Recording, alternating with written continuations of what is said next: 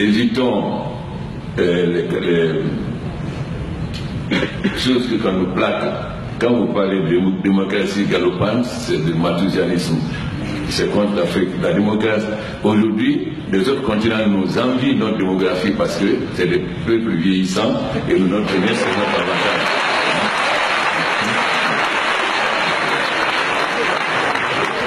Donc, nous devons nous approprier notre propre langage en fonction de ce que nous voulons pour l'Afrique.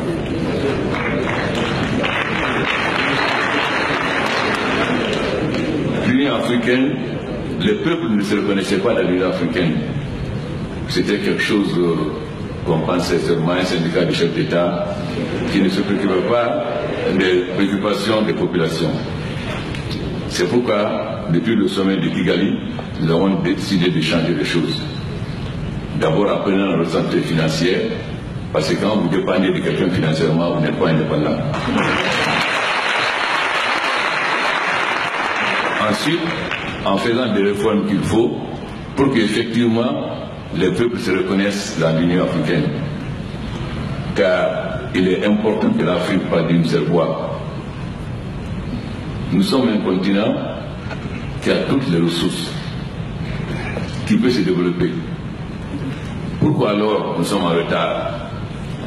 La première, c'est l'esclavage.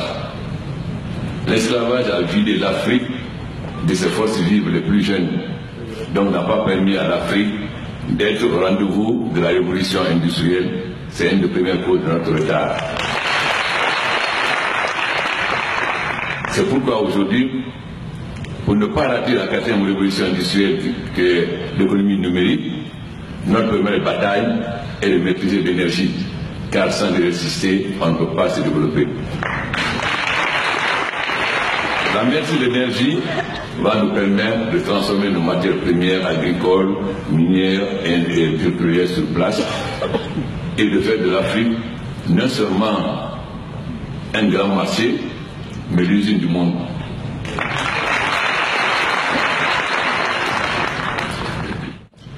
Ensuite, la jeunesse africaine doit s'approprier l'histoire de l'Afrique. La jeunesse ne connaît pas l'histoire de l'Afrique. Mais un peuple ne peut pas avancer si elle n'a pas la fierté de son passé. Si on nous fait croire, il y a même un chef d'État qui a été jusqu'à dire que l'Afrique n'a pas d'histoire, qu'on est hors d'histoire. Mais au Moyen-Âge, Tombouctou avait plus de librairies, plus de livres que la Bibliothèque nationale en France. Si vous lisez Ibn Khaldoun, vous verrez comment un chef, un roi africain, à travers ce tour de Sahara, a amené des chameaux d'or à la Mecque. Mais si vous ne maîtrisez pas l'histoire, on va vous faire croire que l'Afrique n'a pas d'histoire. Alors, apprenez l'histoire de l'Afrique. Apprenez l'histoire de l'Afrique. Ensuite, il y a aussi des héros qui se sont battus contre le colonialisme, que vous devez connaître. Le président Nkrumah Ozadjefo, Lumumba, dont nous avons un représentant ici, mais aussi Ben Bella, Nasser, etc. Si vous ne connaissez pas ces gens, comment vous pouvez être fiers de l'Afrique? Donc vous avez des devoirs, bien sûr, maîtriser les nouvelles technologies, mais aussi connaître l'histoire de l'Afrique.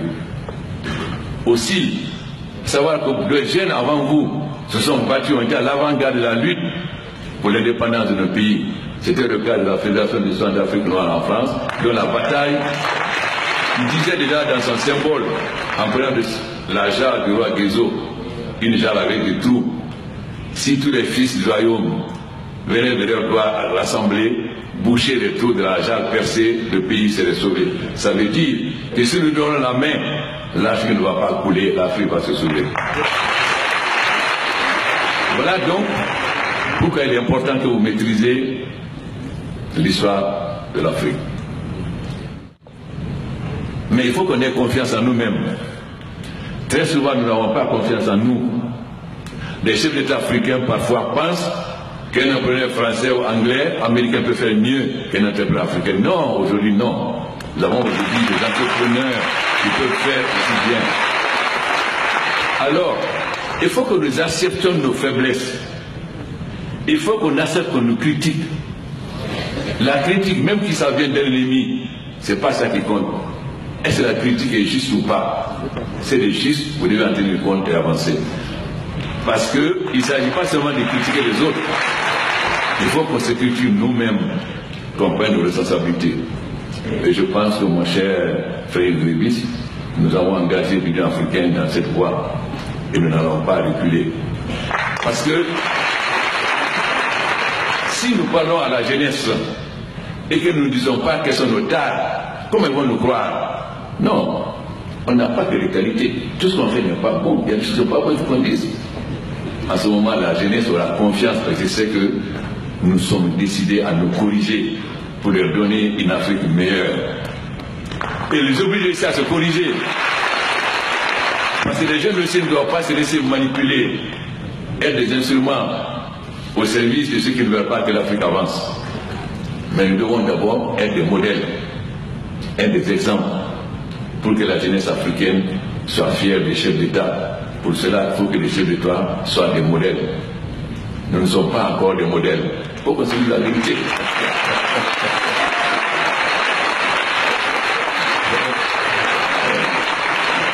Mais nous sommes en train de progresser, de nous battre pour nous améliorer.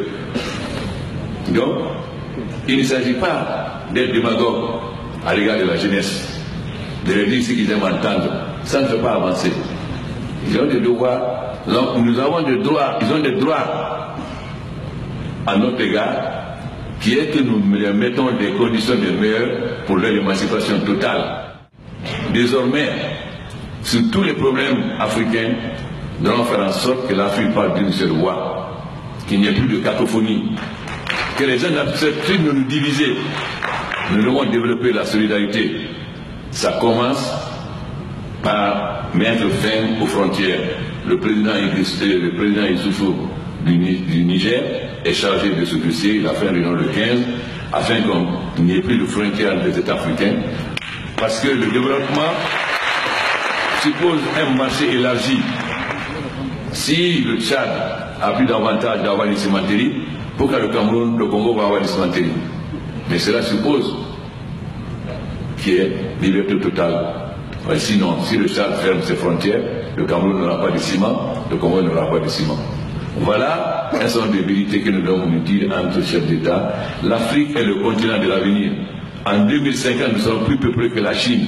Nous avons les matières premières, nous avons l'eau, nous avons une terre riche.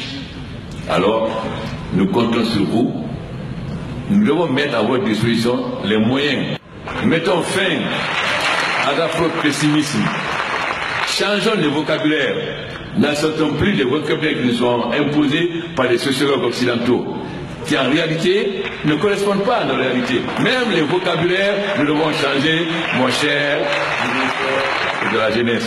L'Afrique doit s'approprier son vocabulaire, sa démocratie, ses droits de l'homme, sa bonne gouvernance.